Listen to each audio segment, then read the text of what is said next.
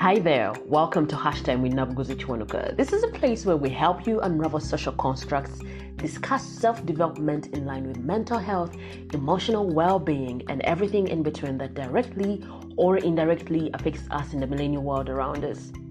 If you're hearing my voice for the first time and are the kind of person who is not scared of being a better version of yourself, even if it requires you to contradict who you were 24 hours ago, consider this your virtual home. I am your host, Nabuguzi Chiwanuka, a lawyer, founder, team lead of Equate Foundation, an addict and lover of insightful conversations, and a professional unraveler of social constructs. In today's episode, we have an all-round artist. Tamale Kawagga defines someone at the intersection of more than two forms of art. And in this conversation, we get to talk about the artistic versions of him in visual arts, cinema, and music. This episode touches various corners of Kawagga's life, and like all the other conversations that came before this one, I got to learn about stuff I would have never imagined I needed to know. Growth, persistence, grief, happiness, accountability, self-assessment, and everything in between are themes I do not want you to miss out on, so let's get into it. Kawagga, welcome to Hashtag with Nabuguzi Chiwanuka. Thank you so much for having me. Who is this person that we have on set? Help us understand who Tamale Kawagga is. Most people, I think, who know you of social media know you for the Kachima person that you are. So, beyond Kachima, who is Kawagga? Kachima, first of all, Kachima is what I've been. Kachima is who I am. I've always been Kachima. Tamale Kawagga nedira Nchima. So Kachima is me. Kachima is always going to be me. Yeah. But Tamale is basically an artist. I would love to say all-round artist. But in what sense? When you're an all-round artist, it means you do and practice art in different forms. Yeah. Either visual arts or performing arts. Right. Yeah, now. So where do you stand? I am in both of them. Yeah, into visual arts and performing arts. Yeah. So I am an art teacher to begin with. I am an art teacher. I teach art or taught art. Taught. Yeah. Yeah. And I won't say I practice a lot anymore. I've not practiced a lot of art since after school. Yeah, but yes, I'm a practicing artist as well. And then in performing arts, I'm basically into music and film. Yeah, so Tamale Kawagga of social media is that, an artist. Growing up, did you ever feel like you had to pursue art? Is there something particular that you may have remembered you wanted to be? Of course, like all kids, there's just things you want to be. Like when I grow up, I want to be a doctor. So Kawagga as a kid, what did he want to be? Funny enough, doctor. Yeah. I always said doctor. But then again, what could have inspired that? Nothing really. What inspires these kids to say these things? Maybe they watched a movie and there's this nice doctor. Maybe daddy is a doctor, mommy is something like that. Maybe someone was a doctor. Yeah. In the family growing up. I don't even remember who, but it's something I used to shout around. But at the back of my head, having had artist parents, yeah, my father was just like me. I'm just like he was, an all-round artist. Oh yeah. He was a painter. He was sculptor. He was painter art, and a sculptor. Oh yeah, and he was a playwright. He was an actor. Yo. He was a music writer.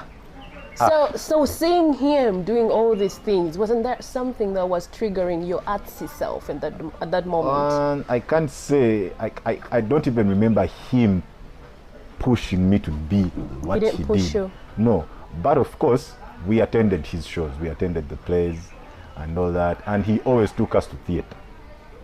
Yeah, because he had theater friends. He was a theater guy. The Abe Mchibis, Katoro Wama, Omugave Ndugwa. These are all his boys.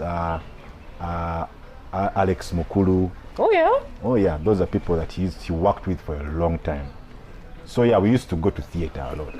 And Shimoni, then school where I attended 7 years, neighboring National Theatre, Yeah. A place that my dad brought us to even before I started attending Shimoni. I kind of always felt attached to the arts and what he did. And also, when he was doing his painting at home, because he was a playwright, yeah? And we never had painters coming around to say mbagenda kusinga nyumba and all that. Nah. Yeah. He did these things. So now what did he paint with? Just put paintings on the walls. Just paintings, names of his plays. Omuzanyo gwawandise negugwa neguzanyibwa. He would come home and write it on a wall. Oh. Yeah. Just that's how it was. There's this big inscription that I always keep remembering. Pera Yama Pera was written all over on a big wall at home. And wait, that's sorry. So he would just come in the house with a brush. It was his and then house. write. No. And no one was You going to have say a no. wife. You have a wife. Just don't do that. She was an artist wife. Oh my God. She was an artist wife herself, and and I never saw her complain, not once. goodness. But yeah, She encouraged him. That's how it was, and so I guess seeing him doing this, Yeah. I can't say I wanted to do it, yeah, but I guess that's where the inspiration came from. But I guess inside him as well, this is something he thought my kids should do. When he was playing those local music instruments at home, he would call you over, Zanya Hoti. Yeah, that's what I was At going the to point ask he was- you. At the point he died, he was teaching me how to play the xylophone. Yeah, he had even bought an organ, not piano, not Yeah. keyboard. He had Yeah. an organ. He had bought that. It was in his bedroom. Yeah, it was a small bedroom, but he found a way of fitting it in there. And Getting married to an artist is not easy. and he found a way of fitting it in there, and he always tried to teach us. Now my sister was a lot younger. He was 2 years younger than me. When I was say 5, when we were starting to teach us these things, she was what, 3, 2. She was a lot younger. But yeah, those sounds always triggered us. You want to go and sit on him and you play. You just pling, pling, pling, pling. He was teaching us these things. He died quite early. He left really early. But yeah, I'm guessing the inspiration to do this came from that. And this constant, hey, you look like your father. At what age did he pass on? I was 6. That was 1990. Almost when he had just bought the organ. Oh yeah, about a year ago, just a year before. I was 6. I was at Shimoni, then school. I was in P1, and I remember it being really, really hard on me, and people were asking, what they didn't Why were understand. they asking that? I was a kid. I was like, mwana miaka mkaga chichamanyi kukufa, really. Yeah. Even today nango chinenogane kumwana miaka mkaga chichamanyi kukufa. Yeah, it was. But I understood when mommy came and told us, Daddy, our food day. She didn't use very many words. She didn't even take the and Daddy, our food day. It was really hard on me. And people kept asking, what they didn't understand though was me and my dad were tight. This was a guy who never went to bed without seeing his kids. He was okay not seeing you all day, but there was no way he was going to go to bed and never set a mama. He would come back and wake you up just to say good night. Like,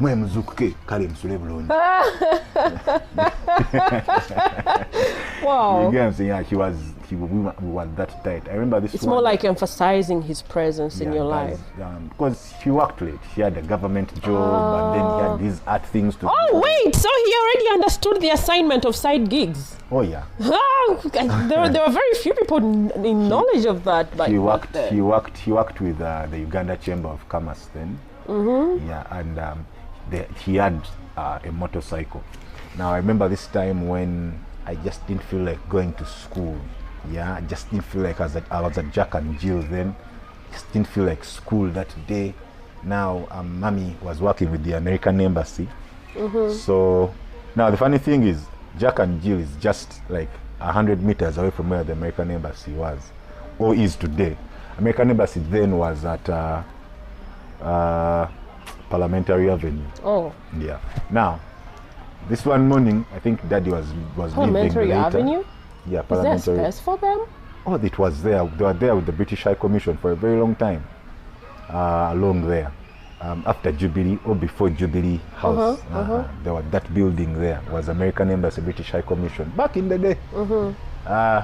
So this Right one now time, they're taking acres of land to fit in our country, man. oh yeah. Now, there's this one time I just didn't really feel like school. Yeah.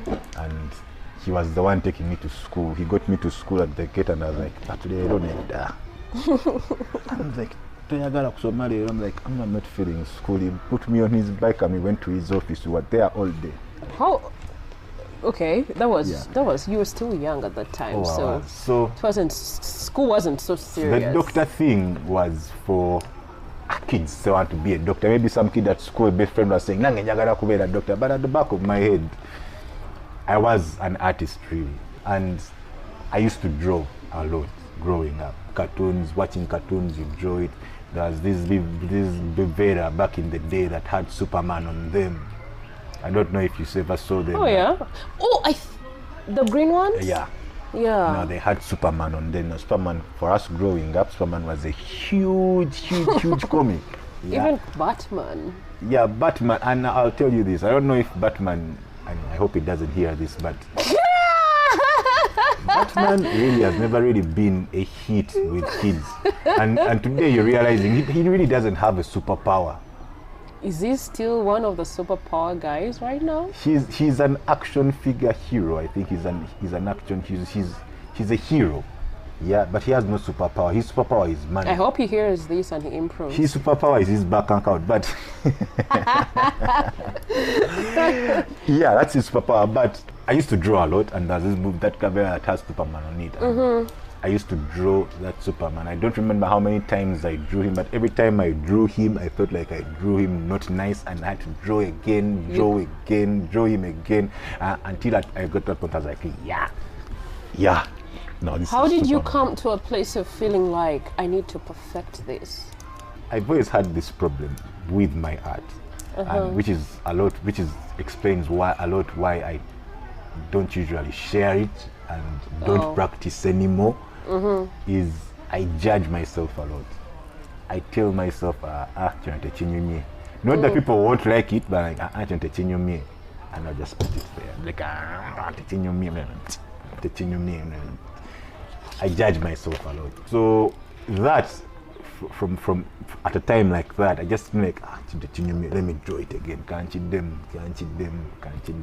But as I got older, I was like, if the Tinyumi can't take out, I'll do something else. The Tinyumi can't take out. And because of that, I don't know if it's a weakness, but I end up not finishing a lot of things. Yeah, and So you walk away from a couple of things very many times. And someone once told me, no wonder your name is Tamale. You never finish stuff. And I'm like, okay. That's harsh. Okay. I'm like, he meant it to be harsh. That's harsh. Yeah, they meant to drive a point home, but oh my goodness. But yeah, I usually make a lot of work that I don't get to finish. Well, maybe because sometimes I maybe working it, maybe I lose interest in it. Yeah. Maybe the inspiration to do it dies out. And also I have this thing: if I want to do something, I want to give myself time and say I want to do it in a week. If 7 days go by and I'm not done with it, I'm like, You just let it be. I'm not in the right state of mind. Maybe let me first collect myself. I don't know. Maybe I need therapy or counseling. I don't know. But yeah, that is one of those small things, those small weaknesses that I know about me. But how about you give yourself time? Have you ever felt like, how about I give myself more time to see this to completion?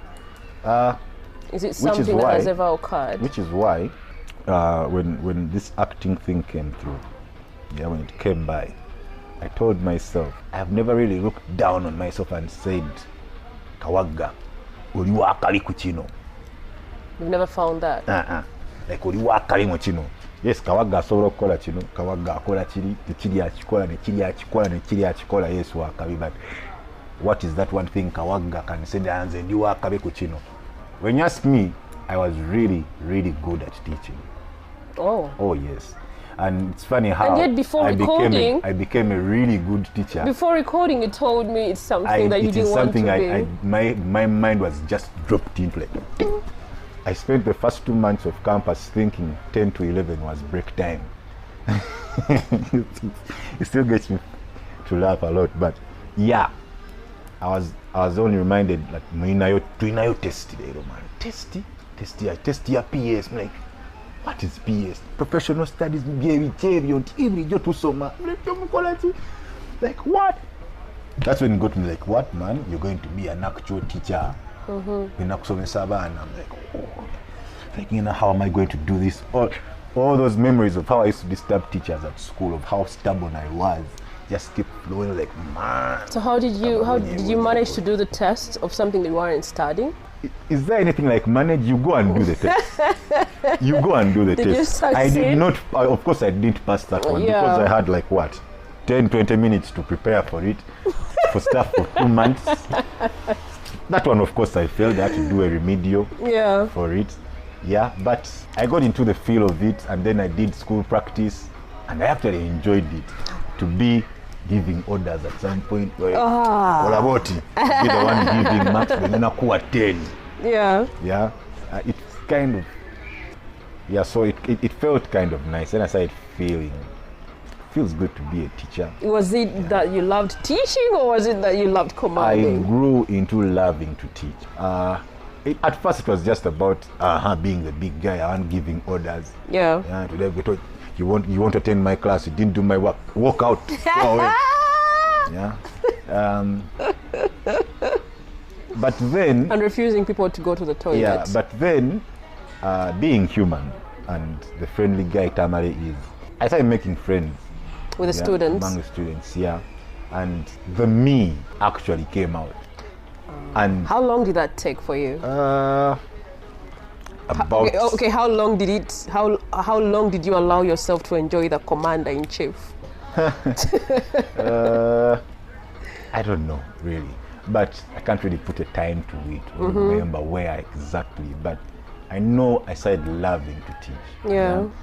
Being around other teachers, being in a staff room, listening to those conversations, start contributing, like, man, teaching can actually be fun. Yeah. Yeah. And I started loving it, and then the kids were passing. That only gives you that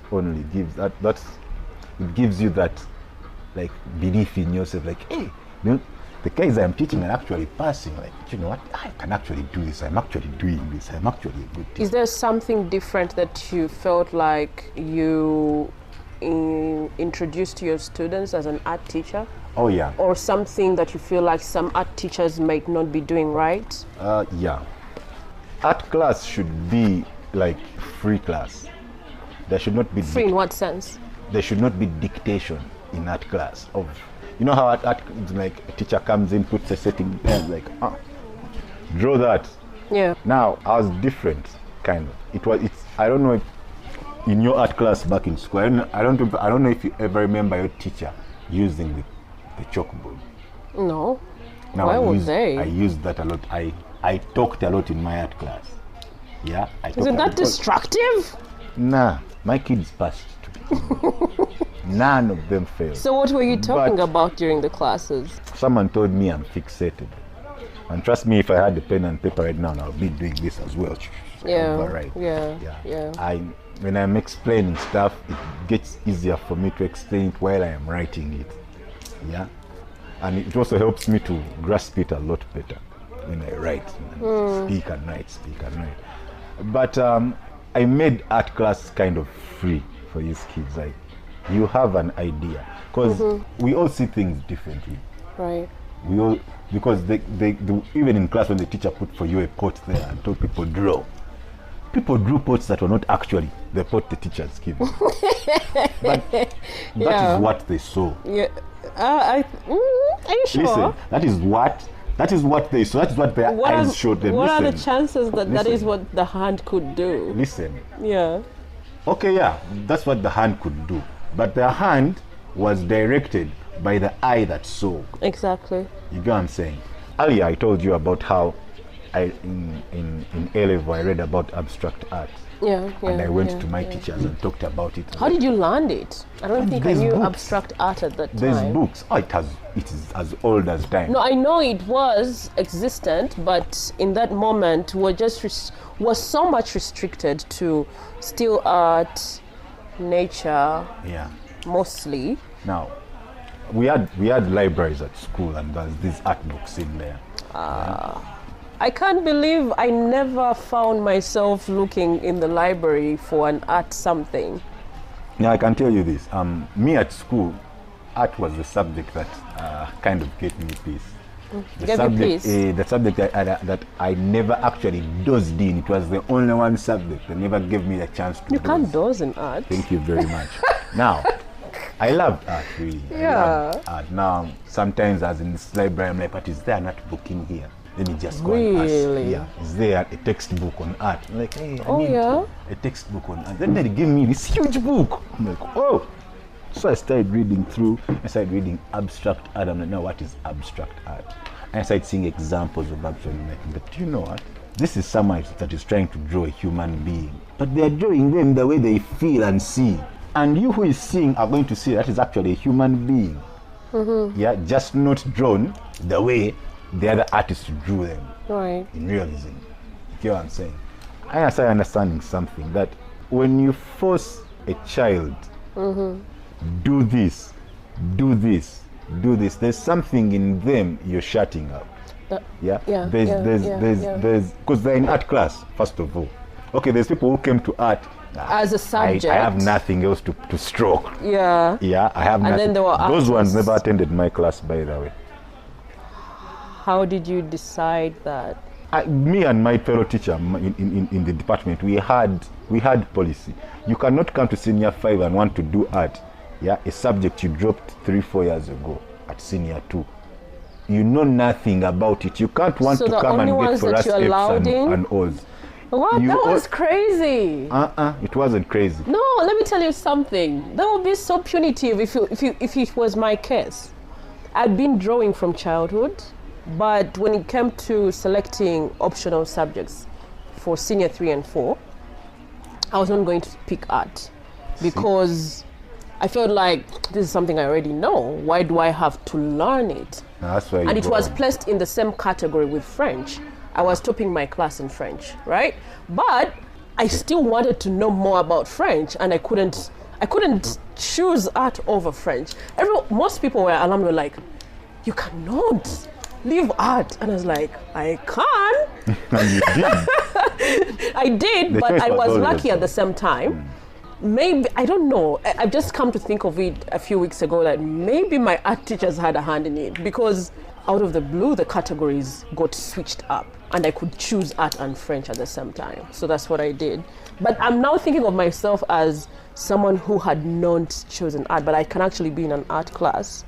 Well, and then you just deny me a moment. I gave my reasons, and to me and Mr. Mwebe, they were valid. Because we wanted students in our class that actually wanted to study art. What if I realize that I want to? We wanted students who were there and they wanted to study art, like someone else wants to study history, economics, and geography. If you're going to stroke I don't art, think most of us want to study exactly, that. that's what's the problem. We just now, find me on the other hand, that. I had, my combination was head art. And what I wanted most on that combination was the art bit. Now, I did the other things to cover my, so that I can have a complete combination. Oh, so I chose those to do with my art. So chances are you would have just taken art alone. Trust me, if that option was there, I would have done art alone. If I had that option. Which is why when I got to campus, I told my mom, I'm not doing anything else. I'm going to study art. Like, what are you going to do after school? And like, I don't know what I'm going to do after school, but I know I'll be an artist. I think we missed a moment where you flipped the decision about your career, because we were seeing you as someone who wanted to be a doctor. How did you come to a point of, if I could, I would only study art? After 10, there was no doctor there for me to have. There was no doctor in my life, really. No one.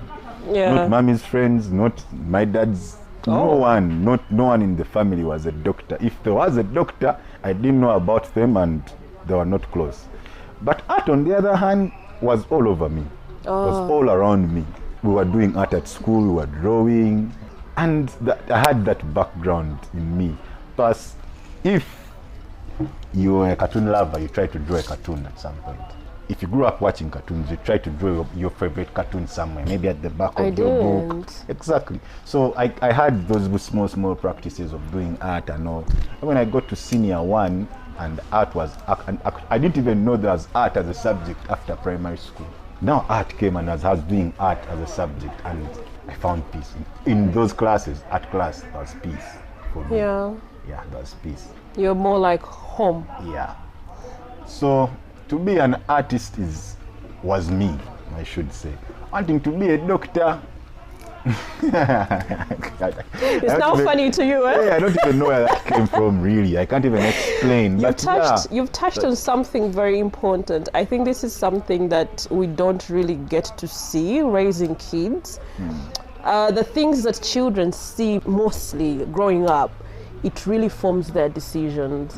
For me, I grew up around science people, really. Doctors, to be specific.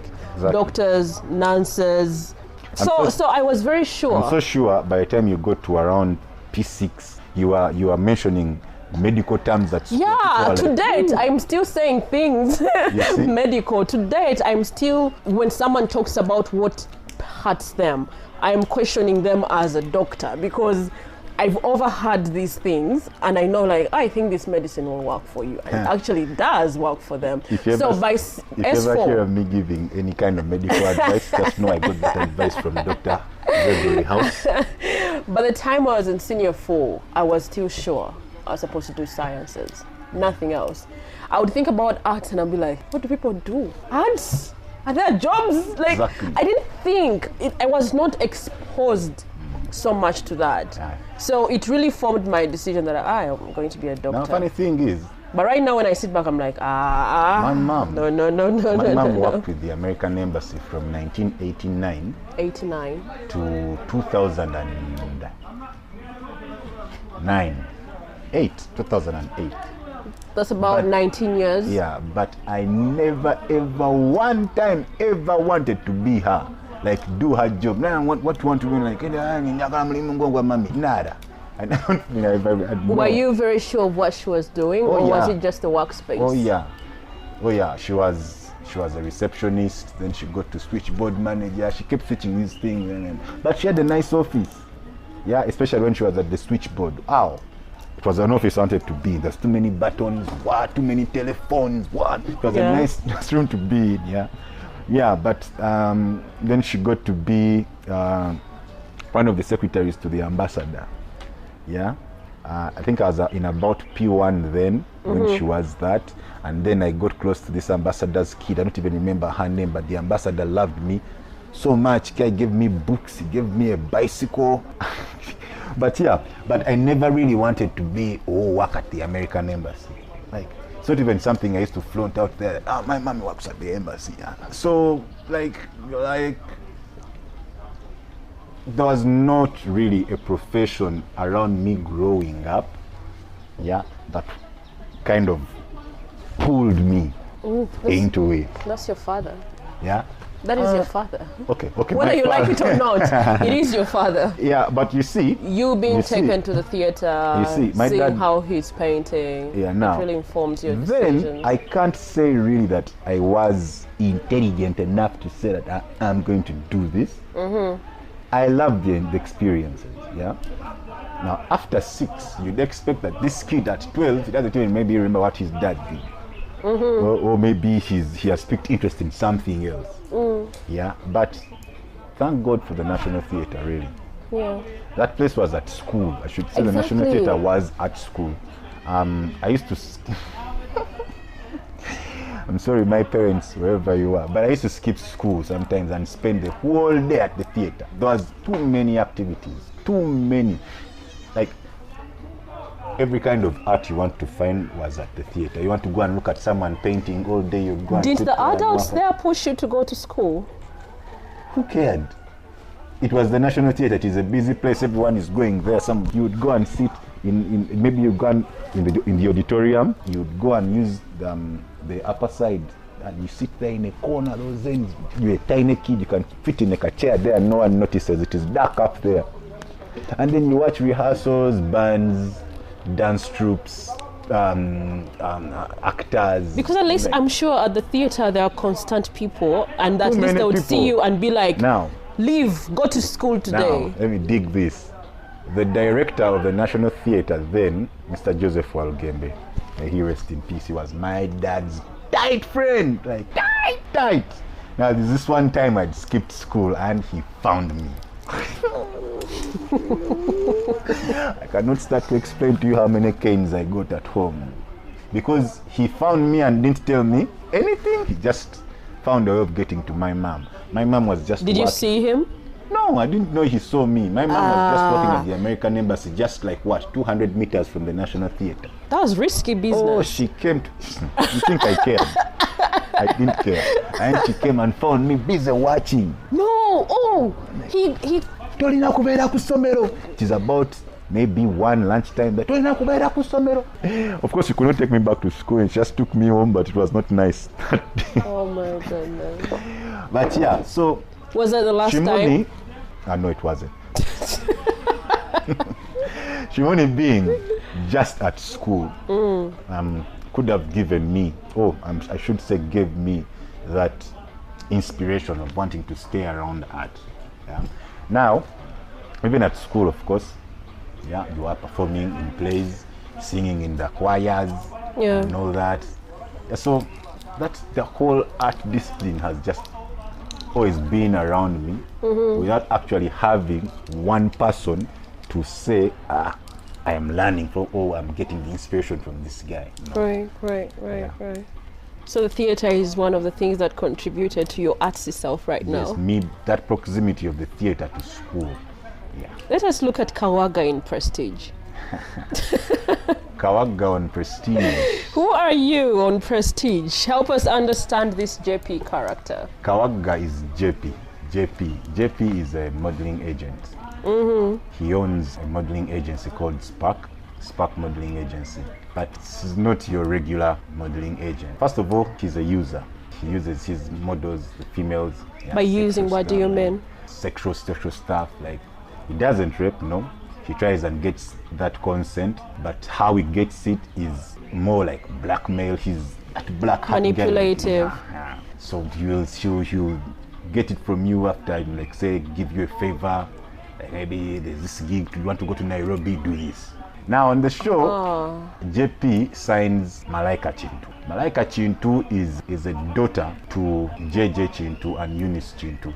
Now these are a power economic couple, a power couple in economy driving couple, I should say. Sudhir Rupaleri and Joyce now of sorts. Now, their daughter wants to be a model. She's young, she's like what, say 19, 18, she just turned 18.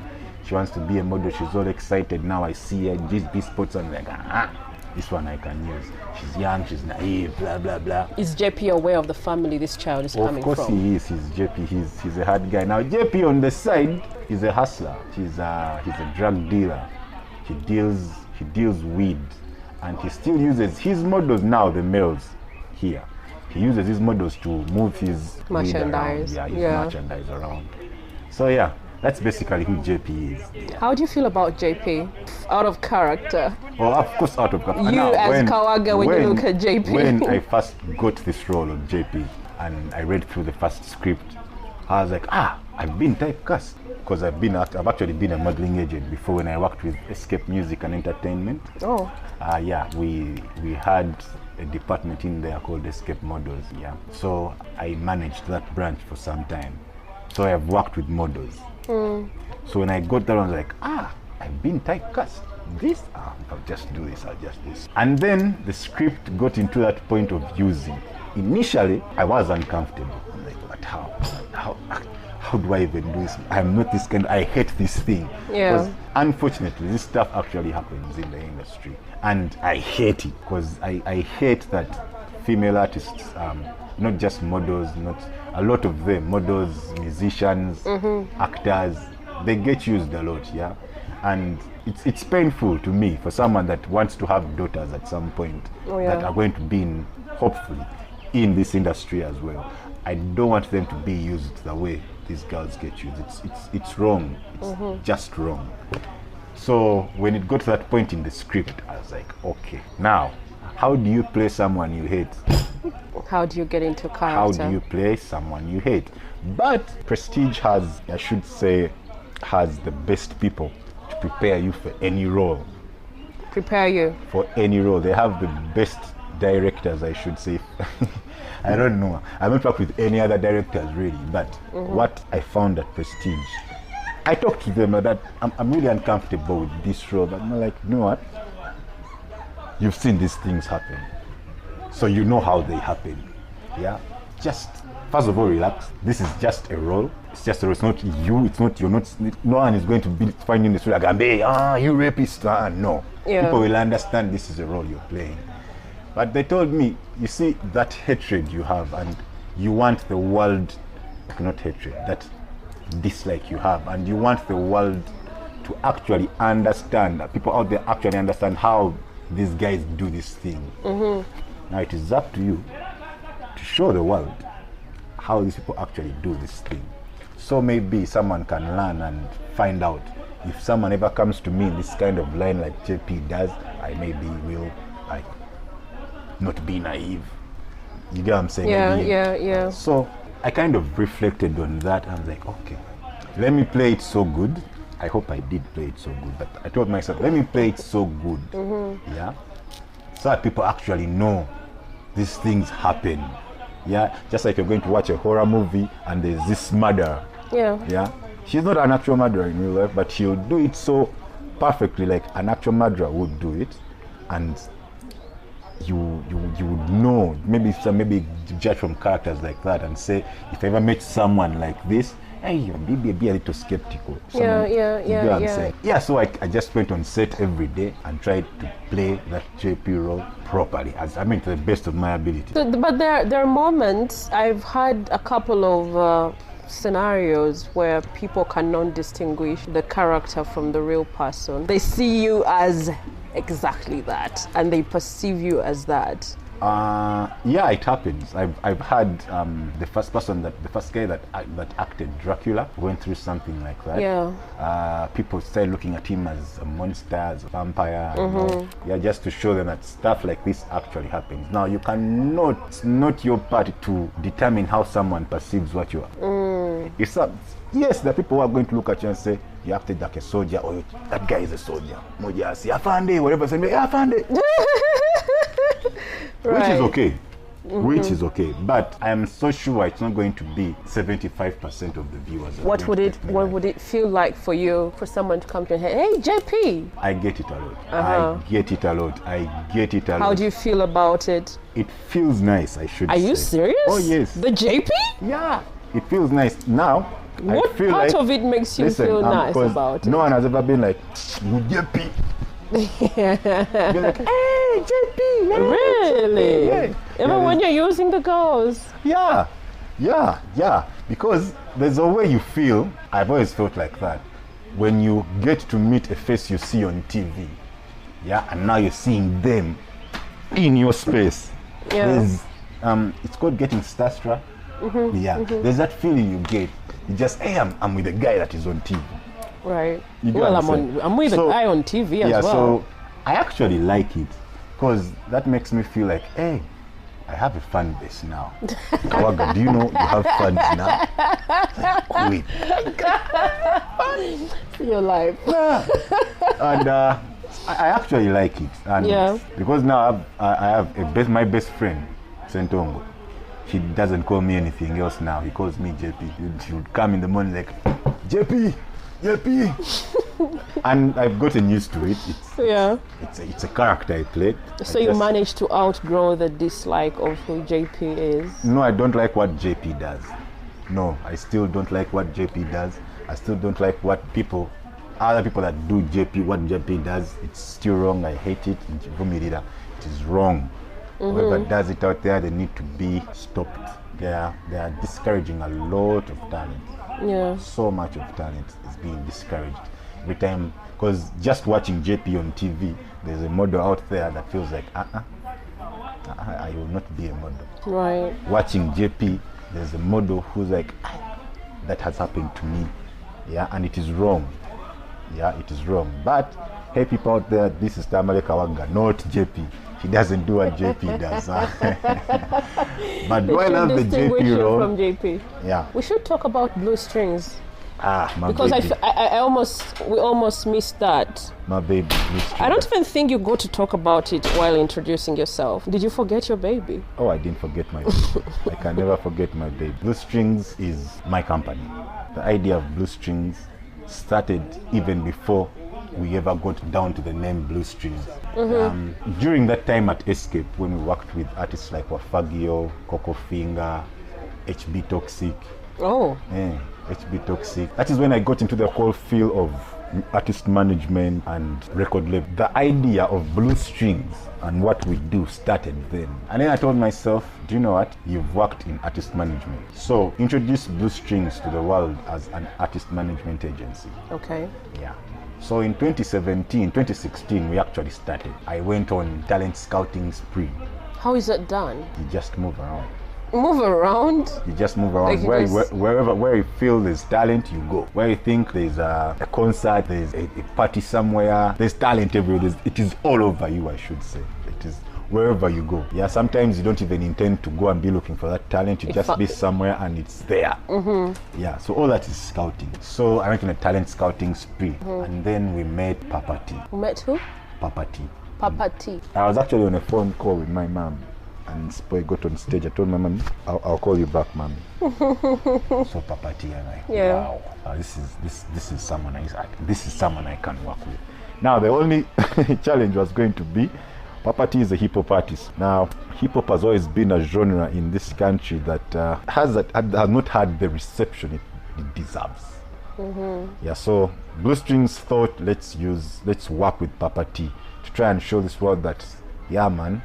There's actual hip hop in Uganda. Yeah, and we worked with Papa T for a long time. We still work with him, though we are no longer his management agency officially. But we worked with him. We released an EP.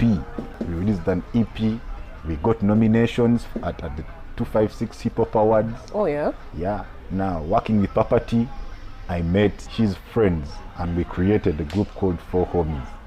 Wow. With whom we also created an EP, got nominated and won 2 awards. Same awards, and it felt good. So in a space of how long is that? Because those awards were 2018. In 2 years. Yeah, those are because we started 2016. We registered 2017 officially. 2018, we were winning awards, Papa T and Four Homies. Means you're doing great. We were doing great. And 2018, while I'm working with Papa T, this universe sends me Afekuru. Afekuru. I was like, wow. Now Afekuru was someone I'd actually heard before. But what I heard before, I didn't really resonate with. But the second time I met her, wow, she had this different sound. But we couldn't sign her at Blue Strings. Yeah, so why not? Because we just did not have the resources at the time to have an artist signed exclusively to us. Now, this friend of mine at Infinite Studios, it's called Skinny. He liked her sound as well, and he signed her. But as life would have it, things don't always go as smoothly as you want. One thing led to another, and the deal didn't work out for them, and the contract had to be terminated. And then COVID hit. Yeah.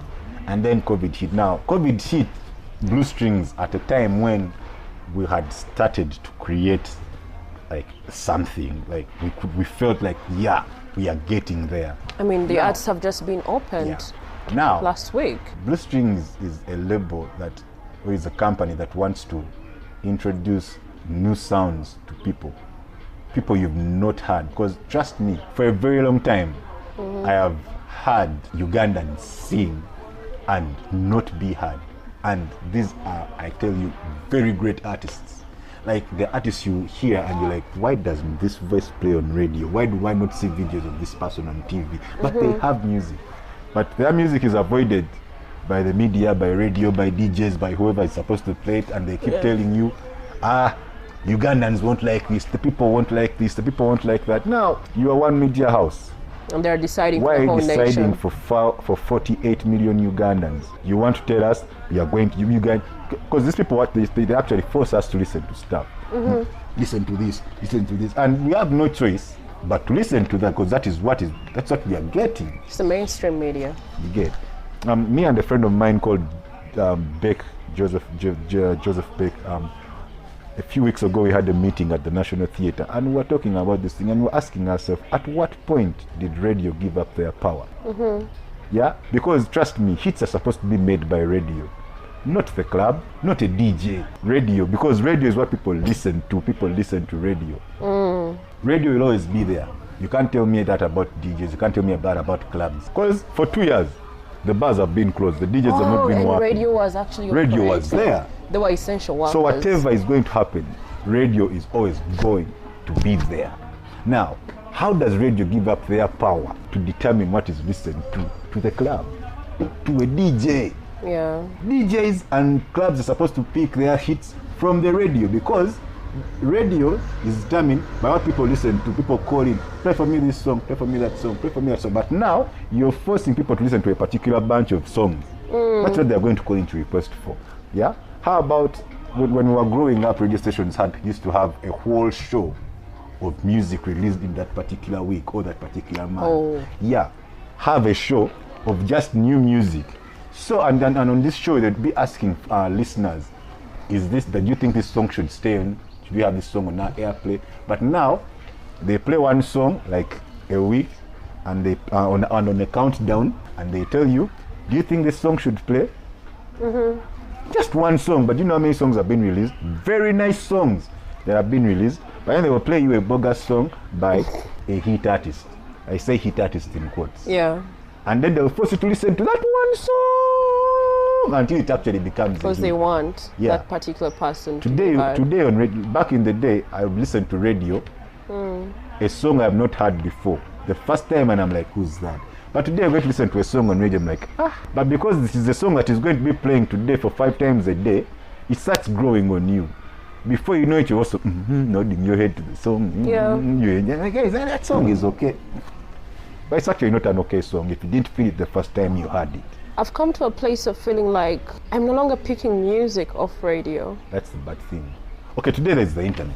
It's a very long time. Today you're going to have a favorite artist that doesn't play on radio, and you'll find their music on the internet. And I do that a lot. I have a lot of music currently, on my phone that I am so sure a lot of Ugandans have never listened to, artists they've never heard of. Let me tell you something that's very interesting. I in 2017 is when I landed on Kenneth Mugabe, and he was like, I was consuming his music like it was medication for me. But then I would have to first talk about him. Like, there is this guy, his name is Kenneth, he has this song, and then you sing, people are like, you know? But you even realize that even today, not very many radio stations play Kenneth. Is that? I feel like he has come to a place of national recognition right now. Yeah, because of the internet. Thank God for the internet. Exactly. Not because of radio. Radio cannot play that. But radio has now started. Now started. Exactly. Now started. Simply because you people that actually listen to him call in on radio and say, I want a Kenneth Mugabe song. And then the presenter is going to tell you, what do we play for you if we can't find it? What do you mean you can't find it? You know an artist called Abasa? Abasa. Have I heard the name? I'm not sure. Very, very ballistic artist. Very, very, very ballistic artist. But who knows Abasa? Radio doesn't play Abasa. And I'm so sure Abasa has taken music to radio. I am so sure they take music to radio. I've been to radio, I won't mention the name. I've been to this radio station, and the guy told me, man, this song is nice. I'm like, okay, can it play on radio? He's like, yeah, it can play here, but it has to first be a hit in the bar. In the bar? Like, come on. But not all music is for the bar. Come on now, for them, they told me, for us to play hit songs. So your song is supposed to first be a hit in the bar, and then you come back. I'm like, come on. You play hit songs. You realize very many radio stations have the word hit in their tagline. Today's hit music, Uganda's hit music, Kampala's hit station. Hit station? Play music, don't play hits, man. Play music. For us the consumers, we consume music, we don't consume hits. There's a lot more music than there are hits, trust me. Because one artist will make one hit song, and have a lot of other songs, but one hit song. So why are you not telling me about his other music? Yeah. Why not playing his other music? What is a hit? Because everyone wants a hit song, people are making nice music that is not nice. Music that's not going to be listened to next year. Music you don't want to listen to next month. Even you don't want to complete the song. You don't have to go as far as next month. I'm You're just going to go on record few, and mention this. I you're did going like, to few I seconds. did not like Waiki Benda's version of Obanga, and no matter how everyone tries to tell me it is a good song, or Waiki Benda, I don't think the rendition was necessary. it was not nice. Necessary is not really the point. Necessary is not really the point. She could have, I don't have a problem that he did the song again. I have a problem that he did not do it correctly. He didn't do it nicely, at least to me. I feel like he didn't actually listen and feel and relate to the original Rachel Magola song. There's a reason why that song today people still dance to it. Right. And it will not have the same effect on people as Waiki Benda's. No. There's a lot more music in the Rachel Magola version than there is in Waiki Benda now, because Waiki Benda was looking at making a hit. He wanted to make a hit, something that would go viral in very short time. When Rachel was in studio recording Obanga, that is not what was on her mind. Or Afrigo Band, that is not what was on their mind. They were recording any other song for an album. So basically hits evaporate. Not necessarily. The hit can or may not evaporate, depending. But ours here will evaporate. Our hits will evaporate. That's why people have to do music like every other day to keep Ugandans, alive. I don't know where it is. Okay, yes, we are Africans. We are Africans and dance is us. Yeah. We are dancers, yeah? But that doesn't mean that every song we have to do is supposed to be a dance song. Not every song. We have a lot of things to do besides dance with music. There's so much to experiment with, so much. But we are not being given that chance to listen to this music so we can actually, I lose words when I start talking about this thing. But Blue Strings is here to try and maybe correct these things, try and show you which artists are not getting played, people you should be listening to. Yeah. Well, hopefully, in the future, we will get the chance and platforms to do this. Right. Yeah. We're having you talking about you having lost your dad at an age where you're trying to tap into your musical ears, I guess. You dodging school, being at the theater, and so many other things. The teacher that walked away from teaching, you know. You having Blue Strings coming into play, you have Prestige going on. How do you cope with your mental health? Is it something that you have addressed before? It is something I worry about. You worry about? Yeah, it is something I worry about. In what sense? When you've been, I don't want to call it fortunate or lucky, but when you've been with, or if you've had the chance to be around someone that has had that has gone through that kind of pain, that mental health issues. Yeah. You try, me personally, it kind of disrupts my thinking a little, because I keep telling myself I never want to get here. Like, but why do people? What? I try to ask myself how and why do people get here? Yeah, and you get these reasons. People have stress. People have a lot of problems, and maybe they don't talk about them. Yeah. They bottle them in there. One thing I've learned over time is always have someone to talk to. However hard whatever I want to say is, have someone to talk to about it. Yeah. It helps a lot when you talk, when you share stuff with someone. The problem is a lot of people that go through these things don't have that kind of person for them. Now, me growing up, I've always had my mom there. There's nothing I'd not tell her. However hard it was on me, yeah, I'd make sure she's the one person I go and tell. Right. Yeah. Also, I want to tell myself that every time something like happens to me, yeah, those things that make you question who you are, or why you live, or why you should live. Yeah, I just try and find that place where I ask myself, this situation I am in, Right. is there a way it could have been caused by me? Oh. Is there a way I'm actually responsible? before I find someone else to blame. Yeah, before you do that all the time? I do it a lot. A lot. Yeah, and I always want to find where my responsibility in my pain is. Did I make a wrong choice? Did I actually choose to do this? Did I actually choose to say this? Now this has backfired this way. Yeah. And if there is a way I'm responsible, however small, I try and be accountable for it. I try and tell myself, if I had not played that role, however small, it probably would not have happened. I'd probably not be here. So I never want to take myself out of my problems. I never want to take myself out of the cause of my problems. I probably have, like if my girlfriend woke up one morning and said, nah, let's end this. Yeah, she can't have had it just out of the blue.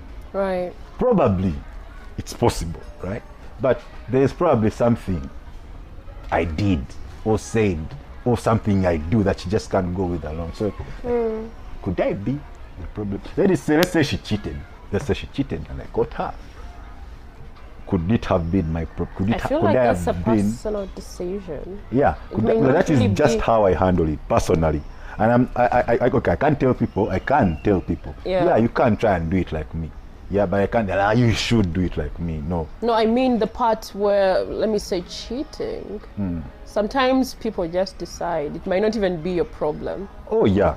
But sometimes. There are those people that I'm saying. Sometimes, yeah. Even if she cheated, I am going to sit down and ask myself, could I have been a cause somewhere? Right. Could I have been part of why she decided to do this? Yeah, it was her decision to do it. But could something I did have influenced this? Right. If it is not there, if it is there, try and acknowledge your role in it. Yeah. Now, depending on how the situation is or how bad it has escalated, how you resolve it after that is all up to you too. But then you need to take responsibility for your part in this happening. Because if you don't, you're going to keep doing the same thing and relationships are going to keep ending. So you need to check yourself where you go. Do you feel like we're lacking that? The accountability part? A lot of people, I'll tell you this, never want to blame themselves for anything. You want to find someone to blame for whatever has gone wrong. Exactly. Even when you pee on your bed, you want to find a reason. Mommy gave me water in that night. Hey, yeah, I did that. I did that when I was young. You see, you pee on no, Mommy gave me water at night. It is John who gave me juice. You get what I'm saying? But then you can't really. Now, let me tell you, this thing, let me tell you, that whole oh my God, I did that. That whole thing has been, it is something that is bred in us from when we are young, and no one ever beats us for it, by the way. But you need to take responsibility for your role before you start blaming anyone. Yes, there's probably someone to blame. Someone did something, and sometimes maybe you have no connection to it. Maybe you probably did nothing, but always find a time and ask yourself, could I have been a reason? Could I have been part of it? And if you are, acknowledge it. Right. Acknowledge it. No, I actually do this, and because of it, it's causing this somehow. Now, if I don't stop doing this, my next relationship will end. If I don't stop doing this, my next job will end because of the same thing. So it's more like following up your patterns as well. Because if you have a faithful friend, partner, boss, they'll tell you this. When you have this debacle, like, well, you do this and I don't like it. Now, when I tell you that, don't say, it is because so and so does this. Sit down. How about the thing of, I am a man, I'd have to do that? Say that again. I am a man, so I have to do that. What do you mean? What I mean, if I cheated, it's not something that you're a man and you're supposed to cheat? Yeah. Supposed? Yeah. Supposed? We do that. No, we do that. But like, are you supposed to? They'll tell you that. No, you're not supposed to. They'll tell you that. You're not supposed to. You cheat. You can't cheat it. Cheat, but you're not supposed to. Because if it's done to you, you're going to feel just. No, but let me. Can I tell you what I've heard men say? I can cheat, but you cannot, because as a woman, you're supposed to be whatever the things that they come up with. Well, I've led myself to believe that cheating, whatever reason you give, is a choice you make. You sit down and you make that choice. Right. So who cheats more than the other, I will let the universe decide that. I don't know because I don't be there wherever everyone cheats. Yeah. But I know one thing: I've seen men cheat, I've seen women cheat. In my opinion, we do it just equally. Yeah. We do it just the same way because one, we are human beings, and we have feelings and emotions that cannot just be shut out. We all do. So it is something that we are going to stop practicing. We found it here, we shall leave it here. Our next generation, it is something that is going to be here. But when you decide to do it, you can't say you are supposed to do. Yeah. You've talked about your mom being your confidant, and right now we only have moments of may she rest in peace. Oh yeah. May she always rest in peace. Have you come to a place of starting to open up to other people? This world is a very beautiful thing, I should say. Yeah. There's a point at campus, when I was at campus, after campus, because I finished in 2008, I didn't go back home. I didn't go back home. And in my head, I was thinking, let me stay here at campus, I'll find a room, rent. Because I was doing those good side hustle jobs, graphic design and all those things. So I'll just stay here. Then in 2009, my mom had her first stroke, and it left her paralyzed on her whole right side. Now, my sister had just flown out of the country a year before. She was not here, and she was just not going to be home alone. So I told myself, do you know what? Whatever plans you had, you have one mother and she has one child here right now, go home. So I went back home in 2009. So I lived with her since then until last year when she passed.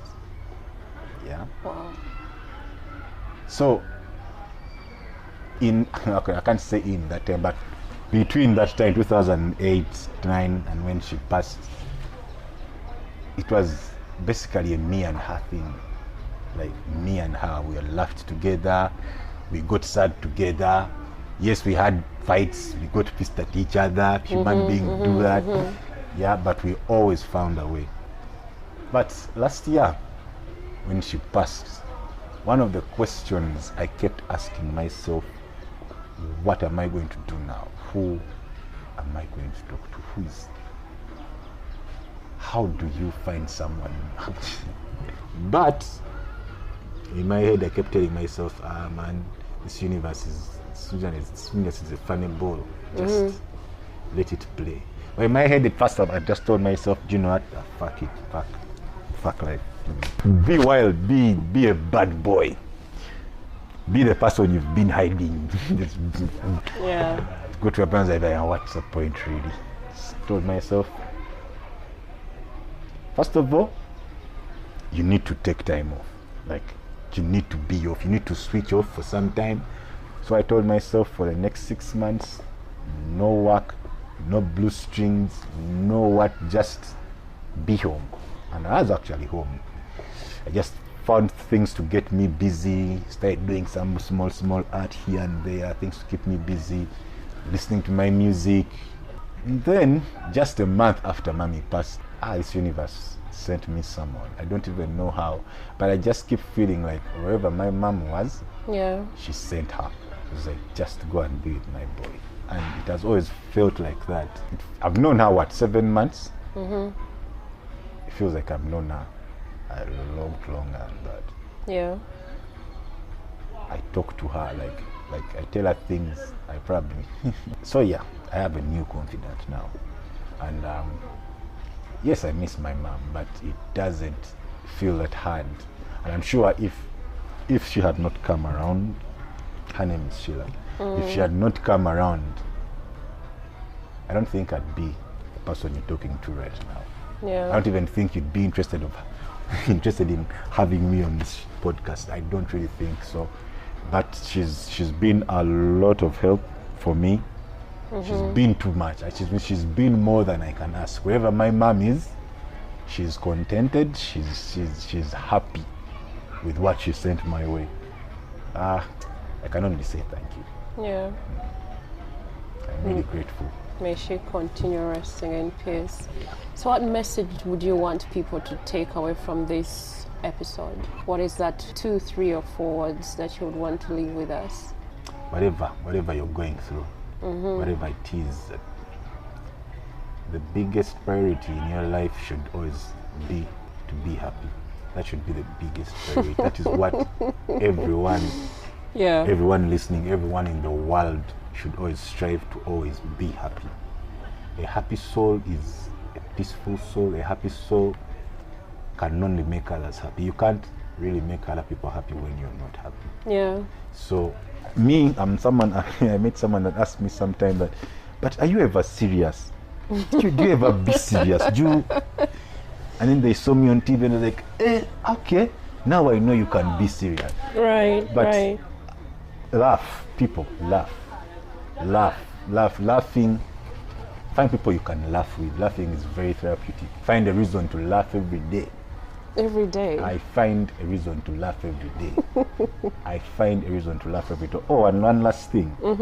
However bad your day has been, however bad, there has been that one moment in that day that wasn't bad. So you're keep more tabs like, on those small points. oh, you're asking us to reflect on the days. You're going to go to bed and be like, oh man, what's today? You're just stressing your head more. And you're not easily going to find solutions. But how about yesterday has been bad? That much you know. Right. You know how bad it has been. But because the day has 90% been bad, you're forgetting the 10% good things that have actually happened. Those 5 10 seconds you actually smiled that day. Yeah. There was a reason. It could have been maybe a rat run past there and like, really? I'm telling you. That can make you smile. What are you saying? It could have passed around like in a funny way. Maybe it was lame and trying to run in a funny way, and it got you laughing in that moment when you're actually sad. You just don't know. Whatever it is. What I'm trying to say is, every day there's those small. Even when we have had the baddest day, there's those small things that got you smiling. Or that even if you didn't smile, like physically, your mind smiled. Right. Reflect on those every day. Right. Trust me, because your mind is designed to keep you happy, really. But it's the decisions we do, the actions we do every day that put pressure on our minds. Yeah, but there's those small things. I'm saying they're small because at the end of the day, when you're actually mad at yourself, you're not remembering them. But just sit there and remember at least one. And remember that much as the day went bad, that one bit went right. Smile, laugh. I'll tell people laugh. Thank you so much. We'll take that throughout 2022. Yeah.